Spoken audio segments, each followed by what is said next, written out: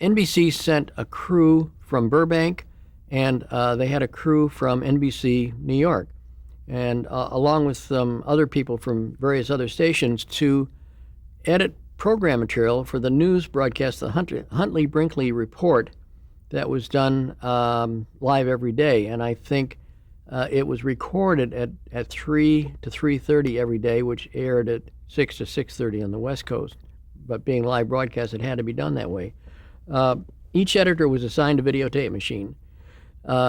We had to stay through that while we were on duty, and we were able to get material in from remote units. Now, remember, in those days, in 1964, it was black and white, and even though color was around, it wasn't as prevalent as it is today.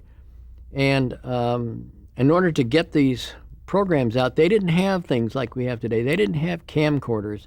They had broadcast quality black and white cameras and portable 2-inch videotape machines.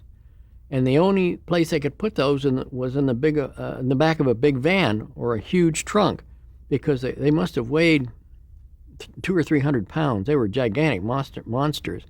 And they would go out on location and they'd interview somebody and they'd rewind the tape and bring it back to us, and we would make a story out of it along with a producer.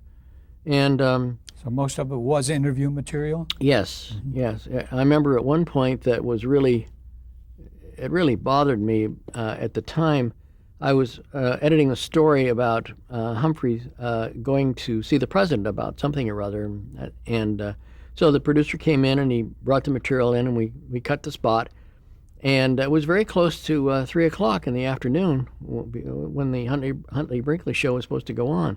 So I was all queued up, and I put my headset on. Nothing was on automatic. Everything was manually controlled because it was kind of a haphazard situation, only on a temporary basis. And I got on the headset, and I tried to reach the technical director, because being union, I had to go through him. I couldn't do anything on my own. So I got on the headset and waited. Anybody there? No. Finally, I said, "What's going on? We're 2 minutes to air." And pretty soon I heard a click, and it was another tape operator waiting to do another story for the same show. I said, "Where's the technical director?" He said, "Don't know. I haven't heard a word from him." So I said, "Boy, you better do something. We're on the air in just a minute." So I get my monitor and I switch it to the incoming feed of the program, and here comes the opening to Huntley-Brinkley Report, and all of a sudden the announcer says, "And now we're going to take you to Washington to see Humphrey going to talk to the president." And I said, "That's my story. Nobody on the intercom, nobody, nothing." I punched the play button. I saw the program come on the air. I said, "Wow, look at that. I mean, that was really weird." About 10 seconds later, voice gets on the intercom. He says, "Who told you to run that story?" I said, "Nobody." I said, the TD said, "If you ever do that again, I'm going to call the union, I'm going to fine you, and I'll have you thrown out." Anyway, it went off without hitch, and the show went fine. About an hour later, 7 people showed up around. They started walking towards me.